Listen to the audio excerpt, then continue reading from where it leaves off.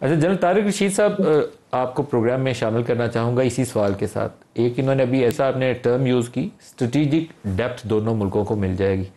ये बहुत एक मानी खेज टर्म है, मानी खेज जुमला है। आप इसको कैसे एक्सप्लेन करेंगे? और दूसरा, क्या इस बात के इम्कानात मौजूद हैं कि आइंदा आने वाले महीनों में या सालों में तुर्की और चाइना और सऊदी अरब और पाकिस्तान एक कोलैबोरेटिव अरेंजमेंट में चार ममालिक एक तवाना फोर्स के तौर पर उभरे और सामने आए? देखें, ये एक, मैं इसमें स्टार्ट में ये कहूँगा कि ये एक मास्टर स्ट्रोक है जो कि पाकिस्तान की मिलिट्री क़यादत ने डिप्लोमेसी ने ख़ास तौर पे और सियासी क़यादत उनके साथ मिली हुई थी। तो ये मास्टर स्ट्रोक पाकिस्तान ने एक लगाया है और इसने इंडिया को भी और इजराइल को भी एक किस्म का, मेरा ख्याल है कि वहाँ एक किस्म की सिचुएशन ऑफ पैरालिसिस होगी कि ये एकदम अचानक कैसे ये एग्रीमेंट हो गया, बिकॉज इसकी बड़ी सीरियस इम्प्लीकेशंस हैं।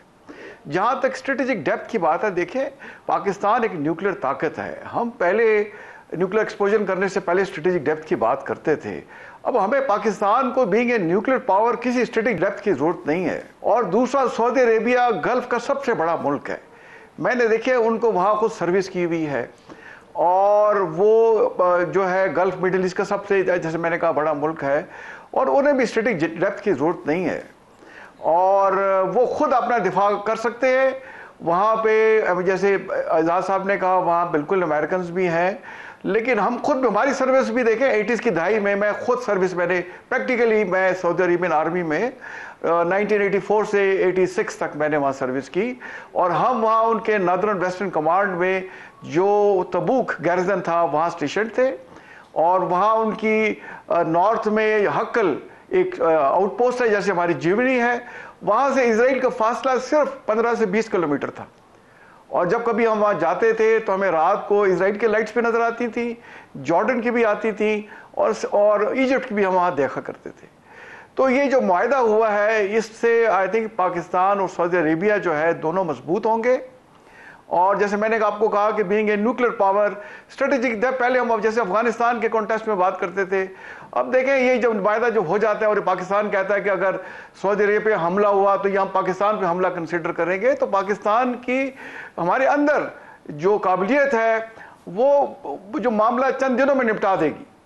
तो इसलिए हमें ज़्यादा उसकी स्ट्रेटेजिक डेप्थ की, मैं टेक्निकल उसमें चला गया हूँ, ये इसमें कि हमें आई थिंक कोई दोनों मुल्क जो है वो अपना डिफेंस कर सकते हैं और अगर इंडिया ने जरूरत की या इसराइल ने जरूरत की, उन्हें मुंह की खानी पड़ेगी और अब नहीं करेंगे वो। और हर आने वाले दिन के साथ, बिकॉज पाकिस्तान मिलिटरीली ऑलरेडी बहुत एक स्ट्रांग मुल्क है और मैंने खुद डिफेंस प्रोडक्शन में सर्विस की हुई है। और इसी तरह इंडिया, अमेरिका की जैसे सऊदी अरेबिया जो है वो दुनिया में सबसे ज्यादा तेल एक्सपोर्ट करने वाला मुल्क है, बहुत बड़ी इक़्तिसादी ताकत है। जब मिलिट्री माइट और इक़्तिसादी माइट मिलेगा तो ये एक बहुत बड़ा ब्लॉक बनेगा और इसमें टर्की भी शामिल हो सकता है, जैसे आपने बिल्कुल सही कहा, एजाज साहब ने भी सही कहा, और चाइना भी शामिल इसमें हो सकता है। और हो सकता है कितने एक और ममालिक जो है मजबूत हैं, जैसे अगर कतर भी इसमें शामिल होना चाहता है तो हमें इसमें कोई मजाक नहीं होना चाहिए था। वेस्ट ने भी तो देखे ना, G7 बनाई हुई है, G8 बनाई हुई है, तो हम मुस्लिम ममालिक की इस तरह से M6 या M8 बना सकते हैं। जनरल तारिक रशीद साहब, जो बाकी मुस्लिम दुनिया है, क्या उसके लिए भी इंसेंटिव होगा कि वो पाकिस्तान की तरफ बढ़े और इस मौके से जिस तरह पाकिस्तान और सऊदी अरब करीब आए हैं, बाकी भी हमारे करीब आए? देखिए, जैसे मैंने पहले आपसे कहा कि मिडिल ईस्ट का सबसे बड़ा मुल्क जो एरिया वाइज है और इकोनॉमिकली भी वो सबसे मजबूत सऊदी अरेबिया है। तो अगर सऊदी अरेबिया पाकिस्तान के साथ, ये पाकिस्तान को इज्जत देता है, पाकिस्तान की जो दिफाई सलाहियत है उसको एक्नॉलेज करता है और आपके साथ दिफाई मुआहदा करता है, तो मिडिल ईस्ट का कोई मुल्क भी आपके साथ ये दिफाई मुआहदा करने को तैयार होगा।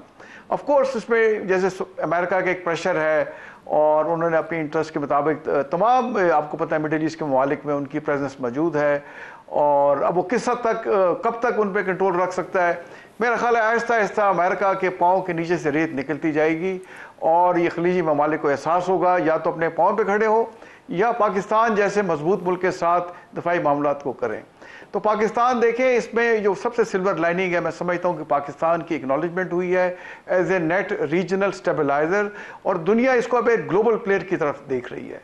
और उसकी सबसे बड़ी मिसाल कि हमारे फील्ड मार्शल को वाशिंगटन में बुलाया जाता है, उनके साथ लंच किया जाता है, फिर हमारे फील्ड मार्शल को मिलिट्री क़यादत जो को SCO में बुलाया जाता है, विक्ट्री डे परेड में उनको बुलाया जाता है। और फिर सऊदी अरेबिया में हमारे प्राइम मिनिस्टर साहब भी वहाँ मौजूद थे, बट सऊदी क्राउन प्रिंस ने फील्ड मार्च के साथ अलहदा भी बातचीत की।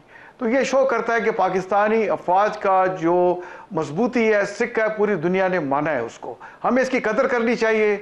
और कोई भी जो है मुल्क या इदारा या शख्स पाकिस्तान फौज के खिलाफ बात करता है तो वो पाकिस्तान के खिलाफ बात करता है। पाकिस्तान की अफवाज पाकिस्तान के लिए एक रेड लाइन है। और पाकिस्तान की अफवाज क्या है? पाकिस्तान की अफवाज पाकिस्तान के अवाम को रिप्रेजेंट करती है।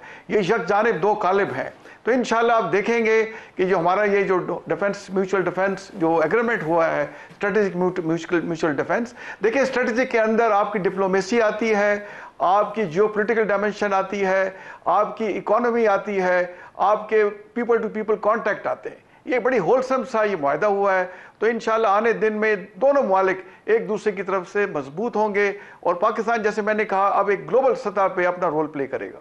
जनरल तारिक साहब, आप देखते हैं कि ये जो दहशतगर्दी का फ्लो है अफगान बॉर्डर से पाकिस्तानी इलाकों में, इसको रोकने में भी ये मुआहदा मुआवनत फराहम करेगा? बिल्कुल करेगा मालिक साहब। ये तो मैं कई प्रोग्राम में कह चुका कि पाकिस्तान को ये सारे सबूत जो इंडिया फितना हिंदुस्तान की शेप में, फितना और खवारिज की शेप में पाकिस्तान में इसने जो इस तरह से टेररिज्म बचाया हुआ है, ये हमें सबूत सऊदी अरेबिया को देने चाहिए। और अब तो हम इनको बिल्कुल सॉलिड तरीके से देंगे। और उन्हीं के जिस तरह से हम एक दो भाई हैं, अब हमने मिल के हमारा मुस्तकबिल एक दूसरे से जुड़ गया है, पहले भी जुड़ा हुआ था, अब तो इसको हमने फॉर्मलाइज कर दिया है।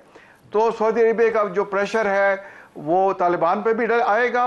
और सऊदी अरेबिया का जो 20 लाख वहाँ लोग बैठे हुए हैं सऊदी अरेबिया में, डायस्पोरा जो है, जो अच्छी खासी रिमिटेंस भेजता है इंडिया में, तो ये जो हमारे कश्मीर का मसला है, इस पर भी सऊदी अरेबिया अपना, हम चाहेंगे कि वो असर इस्तेमाल करे। और इंडस वाटर ट्रीटी पे भी। तो ये जो इंडिया जो इंटरनेशनल UN के रेजोल्यूशन को अंडरमाइन करता था और Indus water treaty world bank को अंडरमाइन कर रहा था, अब उसके लिए ये करना बहुत मुश्किल हो जाएगा। जब पाकिस्तान और सऊदी अरेबिया मिल जाते हैं, जब ये सॉलिडिफाई हो जाते हैं, तल्लकात हमारे थोड़े आगे चलते हैं, तो मेरा ख्याल है इंडिया मजबूर होगा कि पाकिस्तान के साथ कश्मीर का मसला हल करे, इंडस वाटर ट्रीटी पे ये ज़ुबानबाजी जो है इसको ख़त्म करे और एक पुरअमन हमसाये की तरफ रहे। तो ये लातों के भूत हैं ये इंडिया और इजराइल। अब ये बातों से नहीं मान रहे थे, बट जैसे राना साहब ने कहा, बिल्कुल सही कहा कि ये एक सुपर पावर के तौर पे पाकिस्तान और सऊदी अरेबिया जो है एक जो है मजबूत मुल्क की तरह उभरेंगे।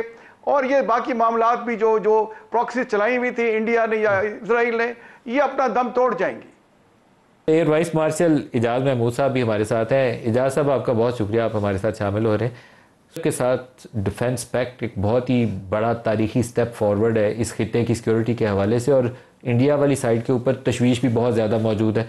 अभी राना साहब जिक्र कर रहे थे कि S-400 वाले वाक़े का, तो मुझे वो कई दफ़ा वो टॉप गन 2 मूवी याद आती है कि किस तरह वो सरफेस के करीब रहते हुए जहाज़ जाते हैं और वो एनिमी का वो जो हिट करते हैं टारगेट को।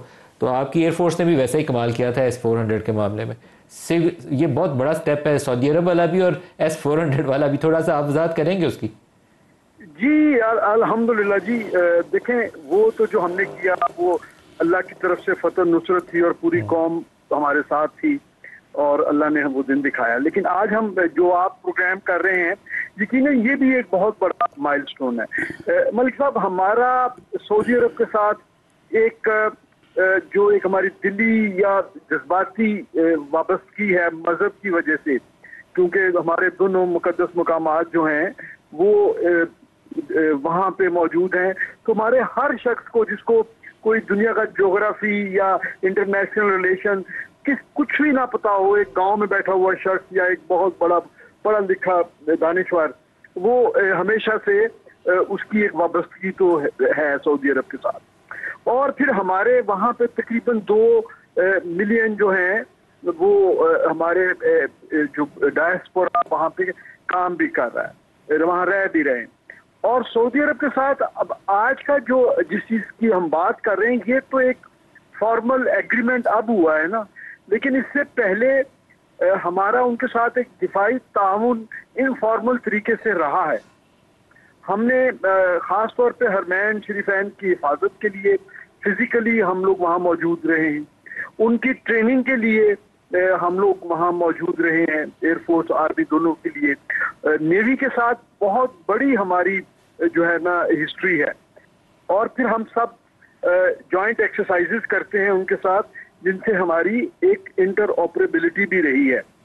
अब वो एक्सरसाइजेस जो हैं वो उसमें जो हमने इंटर ऑपरेबिलिटी सीखी और उसको मास्टर किया, वो अब इस मुआहदे में मैनिफेस्ट हो सकती है, जिसमें हमारे एसेट्स उनके किसी थिएटर में या वाइस वर्सा वो इस्तेमाल भी हो सकते हैं।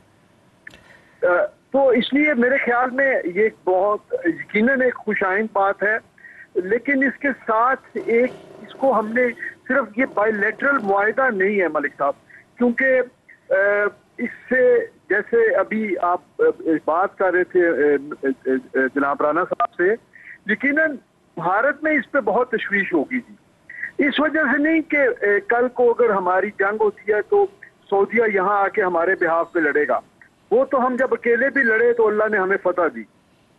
असल वजह यह है कि भारत के साथ उनके इकोनॉमिक टाइज बड़ी तेजी से प्रोग्रेस कर रही थी, अब उसमें जो है वो उनको जो है वो रिटार्ड हो जाएंगी और उनको उससे बहुत बड़ा धचका लगेगा।